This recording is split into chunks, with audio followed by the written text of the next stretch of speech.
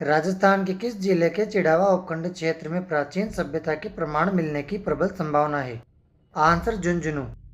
राजस्थान के झुंझुनू जिले के चिड़ावा उपखंड क्षेत्र में विशेष रूप से नरहड़ और आसपास के ग्रामीण इलाकों में प्राचीन सभ्यता के प्रमाण मिलने की प्रबल संभावना है। यह क्षेत्र ऐतिहासिक और पुरातात्विक दृष्टिकोण से अत्यंत समृद्ध माना जाता है। नरहड़, जो अपनी सूफी दरगाह के लिए प्रसिद्ध है, चौहान वंश के समय में जैन धर्म का एक प्रमुख केंद्र था। स्थानीय लोगों और अध्ययनों के अनुसार नरहड़ गांव में समय समय पर खुदाई के दौरान मूर्तियों के अवशेष और पुरानी संरचनाएं दिखाई पड़ रही है, जो एक प्राचीन सभ्यता के दफन होने का संकेत देती है।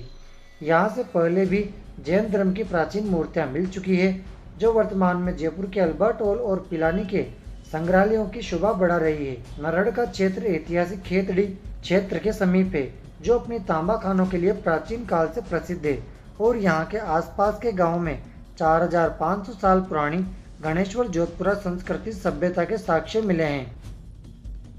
राजस्थान के किस जिले में 21 और 22 मई 2026 को राष्ट्रीय ई गवर्नेंस सम्मेलन का आयोजन किया जाएगा? आंसर जयपुर। जयपुर में 21 और 22 मई 2026 को राष्ट्रीय ई गवर्नेंस सम्मेलन का आयोजन किया जाएगा।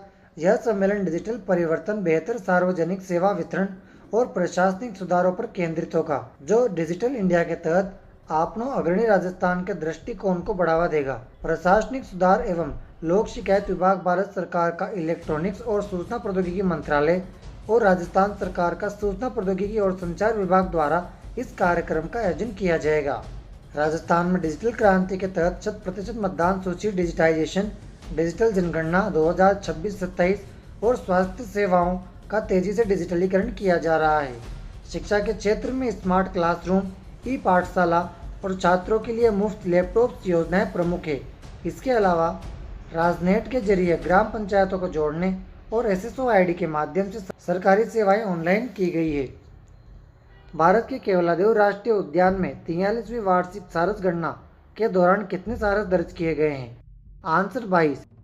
भरतपुर के केवलादेव राष्ट्रीय उद्यान में 43वीं वार्षिक सारस गणना 21 अप्रैल 2026 के दौरान 22 सारस दर्ज किए गए हैं। वन विभाग और केवलादेव नेचुरल हिस्ट्री सोसाइटी द्वारा आयोजित इस सर्वे में भरतपुर और डीग जिले के कुल 17 जोन में टीमें तैनात की गई थी। यह गणना पिछले 43 वर्षों से लगातार की जा रही है। केवलादेव राष्ट्रीय उद्यान, जिसे भरतपुर पक्षी अभ्यारण्य के नाम से भी जाना जाता है, राजस्थान के भरतपुर में स्थित एक विश्व प्रसिद्ध पक्षी विहार है। यह यूनेस्को की विश्व धरोहर सूची में शामिल है और इसे दुनिया के सबसे महत्वपूर्ण पक्षी प्रजनन और फीडिंग मैदानों में से एक माना जाता है। यहाँ 370 से अधिक पक्षियों की प्रजातियाँ हैं, जिनमें दुर्लभ सारस और कई प्रवासी पक्षी जैसे पेंटेड स्टोक और पेलिकन शामिल है। पार्क के अंदर एक प्राचीन केवलादेव शिव मंदिर भी है, जिसके नाम पर ही इस उद्यान का नाम पड़ा है। राजस्थान में केवलादेव के अलावा भी कई महत्वपूर्ण राष्ट्रीय उद्यान और टाइगर रिजर्व है, जो अपनी अनूठी जैव विविधता के लिए जाने जाते हैं। Ranthambore national park, Sariska national park, Mukundra hill और रामगढ़ विषधारी अभ्यारण्य। इंडिया जस्टिस रिपोर्ट द्वारा जारी कंज्यूमर्स जस्टिस रिपोर्ट 2026 में राजस्थान ने उपभोक्ता न्याय और संरक्षण के क्षेत्र में देश में बड़े राज्यों में कौन सा स्थान हासिल किया है? आंसर तीसरा।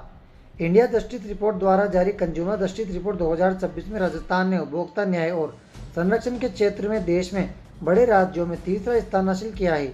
यह स्थान बजटीय प्रावधान, आधारभूत ढांचा और मामलों के त्वरित निपटान जैसे 11 मापदंडों के आधार पर दिया गया है। राजस्थान में उपभोक्ता आयोगों के सदस्यों की पारदर्शी भर्ती दिसंबर 2023 के बाद और आधारभूत ढांचे में सुधार प्रमुख कारण रहे हैं। आंध्र प्रदेश और मध्य प्रदेश पहले और दूसरे स्थान पर है, जबकि राजस्थान शीर्ष 3 राज्यों में शामिल है। राजस्थान ने उपभोक्ता संरक्षण के क्षेत्र में उल्लेखनीय उपलब्धि हासिल की है और इंडिया जस्टिस रिपोर्ट 2026 में देश के बड़े राज्यों में तीसरा स्थान प्राप्त किया है।